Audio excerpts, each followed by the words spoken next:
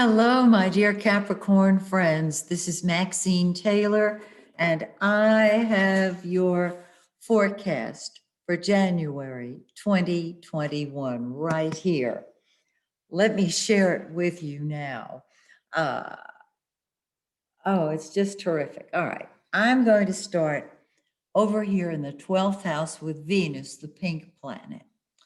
Venus is love and money and beauty. And in the 12th house of the subconscious, it is working on that level, creating the dream come true, that special person. Now, it also can indicate relationships that you keep private from other people. Because after all, it's nobody's business what you do with and in your love life. And so what you're enjoying now is your own solitude and privacy. Well, on the 8th, Venus moves into your first house and you fall in love with you.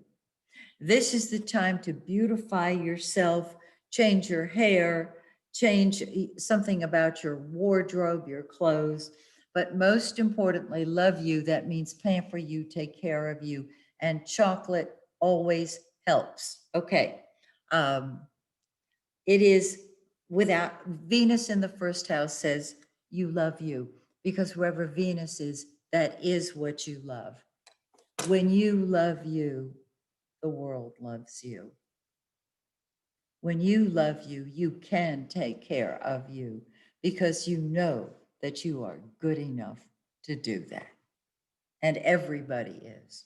So on the 6th, it moves, on the 8th, it moves into the first house from the 12th, and you're loving life, you're loving you, you're seeing yourself as pretty or handsome, depending on your gender. Now, the sun, the yellow planet, the giver of life, has been in your first house. And so it's shining a light on you. The sun is the center of our solar system. It's the center of our lives. And so wherever the sun is, it brings light and life. And you have come alive. You're feeling better. It's just a beautiful placement. Now, on the 19th, the sun moves out of your first house. It brings energy, new life, and it moves into your second house of money. I know that was music to your ears, Capricorn. I know that because you appreciate the value of the dollar. And so on the 19th, the sun lights up the area of your finances. Go for it. I don't know how it's going to manifest, of course, but it will. Okay, the blue planet is Mercury. It's what we think about and talk about. Well, you've been sitting there talking about yourself because you've been thinking about yourself. And you might say, well, what's wrong with that? Absolutely nothing. Because once a year, the sun, Venus, and Mercury fall in your first house. This is true of every sign, once a year. And so it's time for you to think of you. It doesn't mean you're being selfish. It means you're taking care of you. And Mercury has been in your first house. On the 8th, it moves into your second, and wherever Mercury is, that's what you think about. That's what you talk about. And when you do that, you create more of it. What do you create? Money. It is great.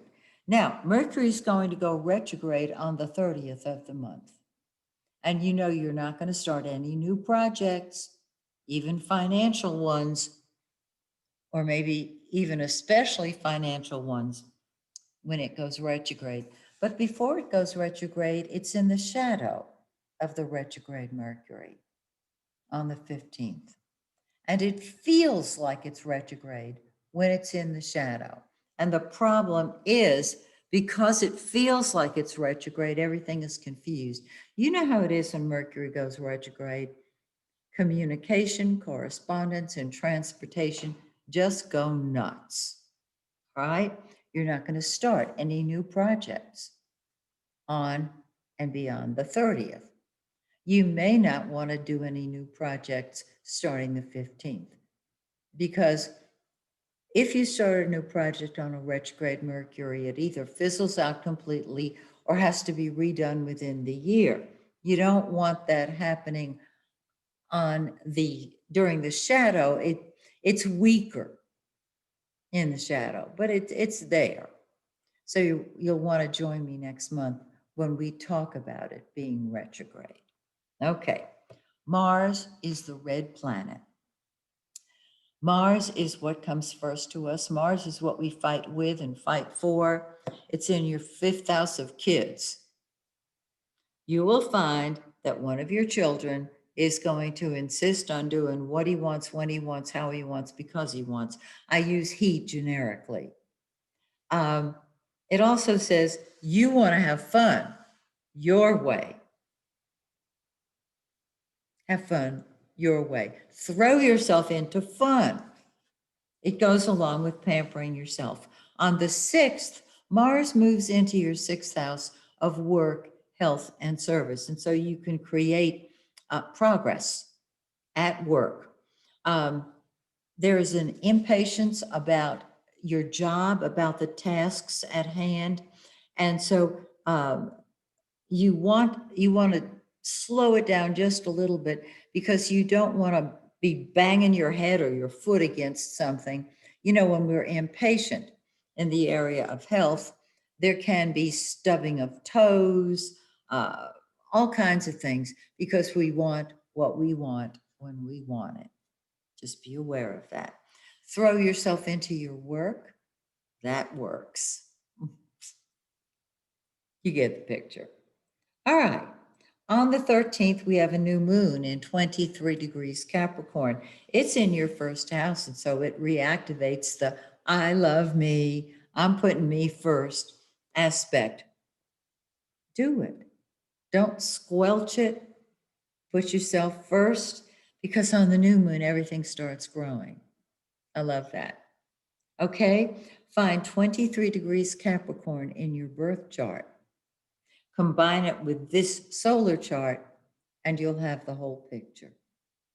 2 weeks from the 13th, on the 28th, we have a full moon, and that's when things come to a head. It's in 9 degrees of Leo.